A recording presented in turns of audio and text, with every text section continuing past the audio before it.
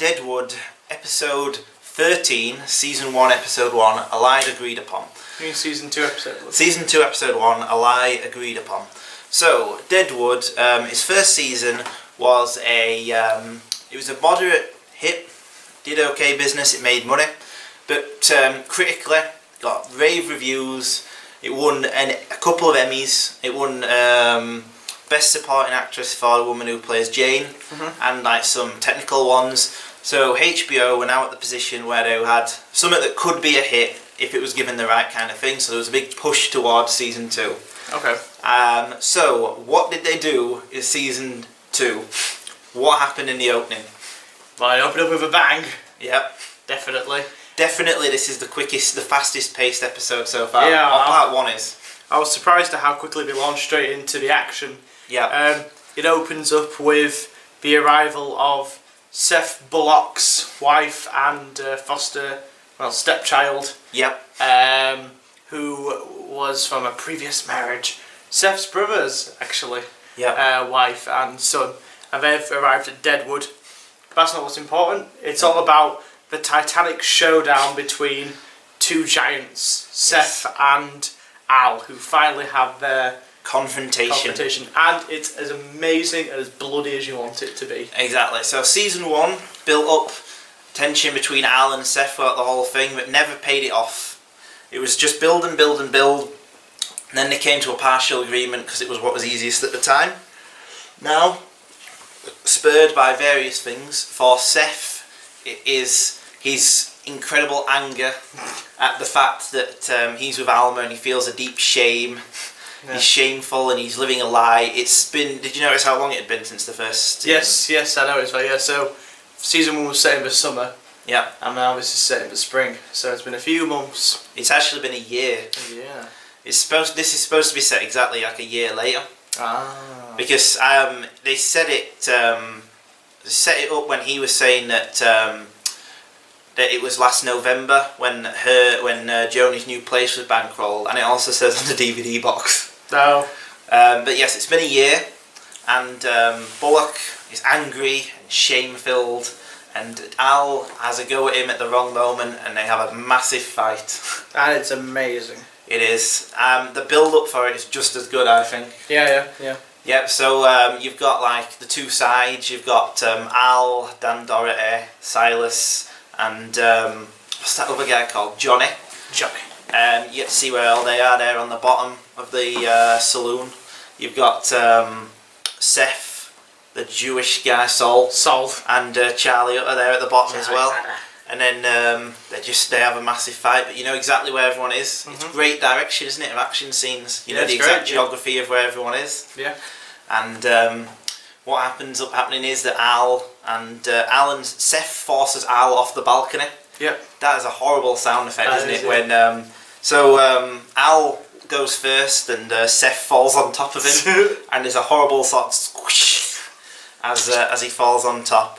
Because I imagine that the reason this is, obviously it's just natural from like where the story's going, why it's so fast, but also it's like if you were like watching Deadwood for the first time, you'd heard that the first season was like this big acclaimed western and you wanted to see what everyone was talking about. If you watch this, you'd be pretty pumped. Yeah, definitely, yeah. Sucks you straight in. It's not as dense or as Byzantine as the first season. No. You know exactly what's happening. There's an angry man, there's an angry saloon owner, they have a fight. I imagine that's what you'd pick up on if you'd not seen the first season. Yeah. It's almost a perfect opening episode because you don't need to have seen the first episode to like it, but that will enhance deeply your understanding of it. Well, what's interesting is that like the kind of character dynamics have shifted since the end of season 1. Obviously time has passed. Like Saul seems more pissed off and distant towards Seth than ever. He's more vocal about saying what an arsehole he is, or before he kind of just went along with it. Yeah. Everyone seems to accept Seth as a bit more of an arsehole. Yeah. What's she called? Trixie. Trixie's like a goddamn bastard. Self-interested prick. That's it. Yeah. Yes. Well, he acts horribly in this episode. Like, so this is 2 parts. The episode. This will be a review of like the whole thing. Probably quite a dense one, a long one because it's so long. But in the second episode, like, it's implied that he's trying to... Basically, in the first episode, he loses his badge. He leaves it with Al, and the second episode is all about him trying to get his badge back. Yeah. And it's implied that he's doing this just so Al will kill him, just so he can go out in like a blaze of glory. But he tries to take everyone with him as well. And that, I think, also feeds into what David Milch is saying about communities. Like, Seth would probably die unless he had these people around him. It's only really Charlie Utter who rescues him. It is Charlie Utter because Charlie Utter, when he faints... No, I know. I just like Charlie Utter. Charlie Utter. I just like him. Charlie Utter, who's now deputy as well as a freight owner. Sheriff. Yeah. Yes. So yeah, there's that plot line. This is unusually streamlined for the show. Yeah, I thought so. Yeah. Most of the time, like in season 1 especially, there's like multiple plot lines going on, and I think with this it's more to kind of get you back into that world. Yeah. You know, it is not setting up 5-6 different storylines in one episode. It's just to get you sucked back into the world of Deadwood. Like it's a perfect intro because like just as Al and Seth are having a bloody confrontation, like in the streets are covered in mud and blood. The cart that's got Seth's wife and child appear. Yeah. And they're watching it, and then Al's like, "Welcome to Deadwood." And he's like, "Can be combative." Yeah. And he's covered in blood and dirt, and he's like, "Ah!" And he kind of collapses. And yeah. I think it's more just to suck you back into this world. Yes. He doesn't want to overload you just yet. No. Season 2 is probably as dense as the first one, maybe more so. So I think it is important to have that sort of breathing space. Yeah. Get you back into it. Just to have an episode where some characters duke it out. Yeah. Yeah. I mean, it's just a really great... It's almost like a film. Yeah. Where it's an hour and a half long. It tells one complete story, told from beginning to end. Well, the first thing I noticed was, in season 2, how different visually it looks. It looks really different. I noticed that just watching it now, yeah. The cinematography has stepped up a huge notch. Yeah. It definitely feels more like a film now. There were certain shots which almost look like they were taken from like a 70s Western film. Yeah. Like, you know, like shots of like Cy looking over like the whole town with like his 2 halls and like the blue sky in the background, and since it's all obviously shot on film, it looks like an old 70s Western. I can't quite describe. Yeah. I mean, it kind of has a vintage feel to it. Yes, a bit like McCabe and Mrs. Miller. A little bit, yeah. Or Sam Peckinpah or something. Sam Peckinpah, yeah, definitely. Yes. So the visual style is instantly different. They're a little bit more ambitious. Yes. Like with season 1, they stick to a style and that's pretty much it. Yeah. But this one kind of broke a new ground by having a filter to show Seth's point of view. Yeah. You know, well, after he's been beaten up in the second, it's in the second. No, it is the first one because he's on. On the first one he's on the floor. He's like looking at William and around the thing, and it's all hazy. It's all hazy.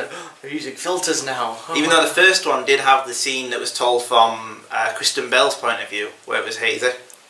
Oh, vaguely, yeah, it's very short. But this was much more ambitious and much better implemented. That was a bit silly. Yeah. Like it looks really silly because it was just like, woo! this actually like feels natural to the world it's in. Yeah. Yes. I think that this is actually the best episode so far. Probably, yeah. It's amazing. Yeah, definitely, yeah. Yeah. Best episode of the whole show. Yeah, that's what I'm saying, yeah, obviously. But yeah, it's more ambitious than season 1. I think with what it's trying to do, it's trying to tell this one story. Like throughout the thing, it's the way that the 2 parts mirrored each other. Like obviously the first one was day and the second one was night. Well, yeah. And they both. Well, I didn't really notice any mirroring stuff. It was just more like a contrast of just tone and pace. But they also, the first one was really fast paced. Yeah. And the second one was was a lot slower. I didn't really notice much else. They both ended with the reading of a letter. Oh yeah. Well, the first one was the reading of Bullock to his letter to his wife. Oh yeah. And the second one was Al dictating the news to Merrick. And they were supposed to mirror each other because Bullock in the first one is telling a lie. Like the episode is called "A Lie Agreed Upon," which I think is David Milch's mission statement with the whole of Deadwood. That society is based on lies agreed upon. So the first one, which is almost like the Bullock episode, because he's featured mainly in that one, in the end of it he tells the lie to his wife that he's excited for her to come and about this house he's made, and it's full of these little details about his house that he's building, and it ends with a lie saying he wants her to come and that it's this tranquil thing, presenting Deadwood as summer day isn't. Yeah. And then in the second one it ends with Al dictating the news to Merrick. At the beginning, he again focuses on little things about the bar. We have square scales, we have this. In the first one, we have rounded nails and all this. And then at the end of it, he's like talking about the upright citizens and how they'll be safe from the gem and stuff. And it's supposed to, I think they're supposed to mirror each other. That they're both telling lies that have to be agreed upon for the town to be safe. So for Martha, his wife, to come, he has to pretend to be the loyal husband, and for him to come, and he's presenting this to the world. And yes, this also sets out a lot of themes that season 2 will be about. Duty and like honour and what it means to be part of a civilization. That's mainly, I think, what's, from what I remember, because I haven't seen season 2 for a couple of years, I remember how great it is in individual moments more than anything else. But I remember that there's a strong emphasis on what it means to be part of like a society. What it means to become part of like a greater whole as opposed to just individuals. Like there's a little bit of that in this. Like Bullock in the second episode issues an ultimatum to Alma, saying that he can either run away with her and then they'll be free of Deadwood, or he can stay and they can never see each other again. That's sort of like the plotline of the second one as well. So you've got him trying to get his badge back and the tension that he might run away. If you've never seen a TV show before, you might think you would, but it's clear he's going to stay, obviously, because there would be no show. There'd be no show without Bullock. I mean, how could there not be? How can we not have Bullock? Such a charismatic character.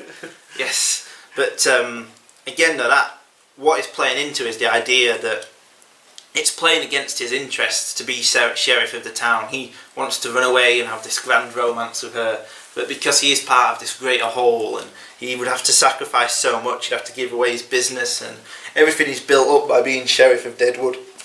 So he decides to stay. This episode is almost like season 2 in a microcosm. You'll see. You obviously won't know this yet, because you've not seen season 2 before. Yeah. But great opener, great prelude to season 2. Works perfectly by itself.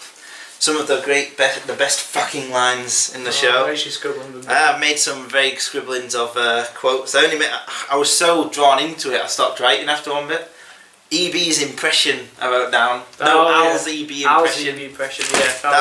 That was amazing. Yes. Oh, jeez.